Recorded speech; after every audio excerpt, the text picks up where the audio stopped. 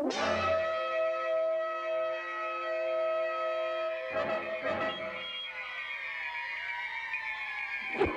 Jason was, first conceived for the original film, he wasn't meant to be an icon. He wasn't the star of the film. He was sort of an afterthought, a chair jumper they needed for the last reel of the film. So the look of Jason was sort of put together, piecemeal. Tom Savini brought some of the visual aspect of the table. Victor Miller kind of wrote a little backstory for him, and everyone sort of kind of got together and kind of created this little crazy kid popping out of the swamp. And then when part 2 came along, they realized, well, we have to promote Jason to, the main villain, so we have to flesh him out a bit. So that job fell to Ron Kurtz, the screenwriter of part 2, who sort of conceived the idea that Jason had been living sort of as this feral kid in the woods, waiting for his mother to return. And then Tom Savini chose not to return for Friday the 13th Part 2, so they hired a makeup artist named Carl Fullerton, who took the basic concepts that Savini had created in the first film for Jason and just added to it. He added hair, a different kind of larger head, a bigger build. So Jason sort of slowly developed over the first 2 movies, and at the time, they just needed a mask, something to cover Jason's face. So they did some various makeup tests, and they chose what was kind of become known as the bag, which is just a burlap sack with a rope tied around it and one little eye hole. There was a movie that came out shortly after the end of production of Part 2 called The Elephant Man, and it featured a lead character who was deformed. He used to wear a burlap sack on his head. So when Friday the 13th Part 2 came out a few months later, suddenly there was this association between Jason and this character in this film, which was a very serious, dramatic piece. So unfortunately, when audiences went to see Part 2, suddenly they were thinking Elephant Man, and Jason wasn't that scary. So it kind of created an unintentional humorous aspect at the time. But now I think, 20-odd years later, for better or for worse, people remember Friday the 13th and Jason more than they remember the Elephant Man. So when people see Friday the 13th Part 2, they're not thinking that anymore. So a lot of fans now really kind of like the bag. It kind of has a creepy, kind of Deliverance kind of feel, backwoods feel to it. When Friday the 13th Part 3 went to production, the filmmakers realized that the bag wasn't working. So they decided we have to come up with a new mask. So they created a kind of a series of tests. They kind of just did different basic masks and different looks for Jason. And then just by chance, one of the crew members on the film had a hockey mask in his bag, pulled it out and put it on. And Steve Meyer, the director, was like, wow, that looks pretty scary. One day we decided to do makeup tests in 3D to see what Jason would look like, because prior to Part 3, Jason wore a bag on his head in 1 and 2, and we didn't want to use the bag, and we didn't know what his face should look like, and everybody was arguing, and because we were from Buffalo and so many of us were hockey players, we actually had a team. Frank Mancuso Jr. was on the team, and we had a hockey team.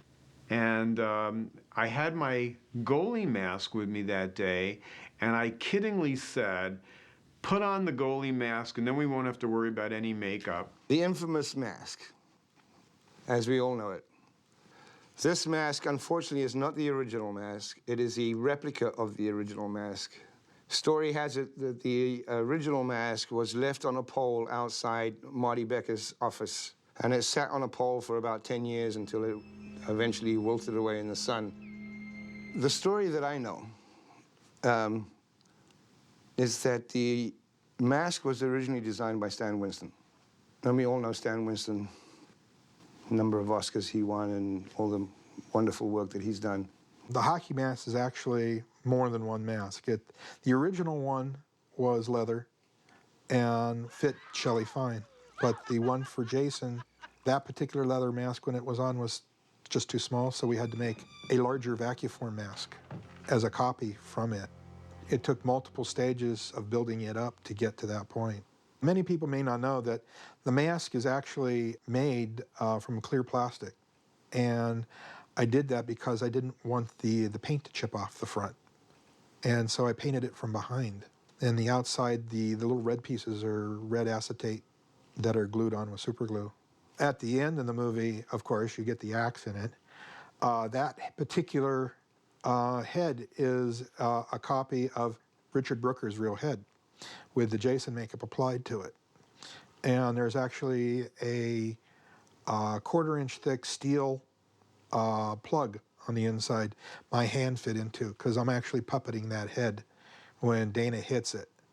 And I didn't want the axe, of course, hit my hand.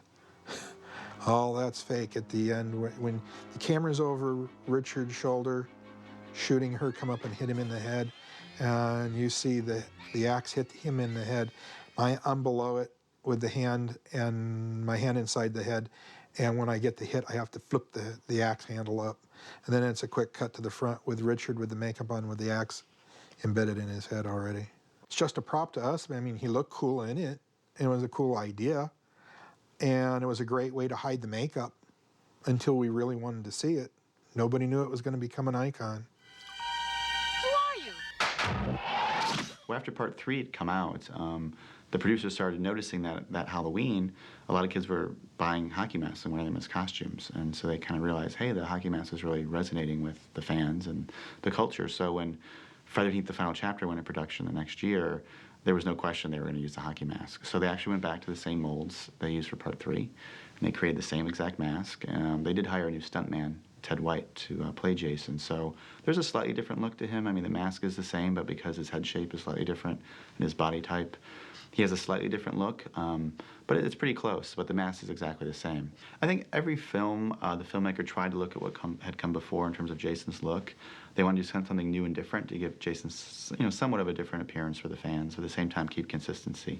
So like, for example, in part 7, John Carl Buechler, the director, who was also the makeup supervisor on the film, he really wanted to maintain the mask, the consistency of the mask, make sure all the markings and the damage, matched. So that mask was one of the fan favorites because it has the axe hit from part 3, it has the damage from part 6, but it's also been eaten away because Jason's been living underwater for 5 years or so. So it's kind of missing the whole jawline there. So that's a very cool mask. When part 8 came along, Rob Ahead and the director decided to give Jason a new mask. Jason's been underwater without a mask for, again, a number of years. He gets resurrected. And when a character has a mask, and that's where Jason gets it from, so it's a fresh mask. It has kind of a yellowish look, because now Jason's more of a swampy kind of submerged creature. So he's very slick. Like, Jason in that entire film is just covered in slime.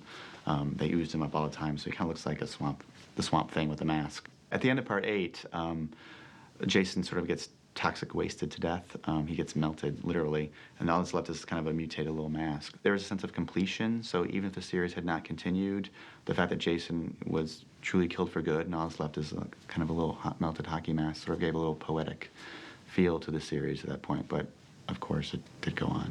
If it had picked a different mask, it really would have, I don't know that Friday the 13th would have continued.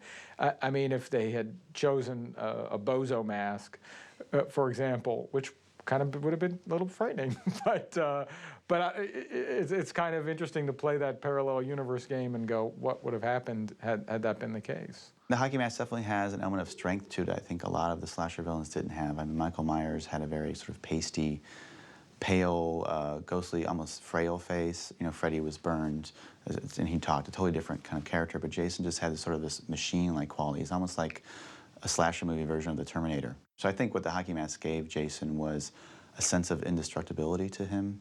You really felt that you were looking at a creature that was not going to be stopped. The hockey mask, I think it works because it's blank. It lets the audience project their own fears onto there. What is there? What's under there?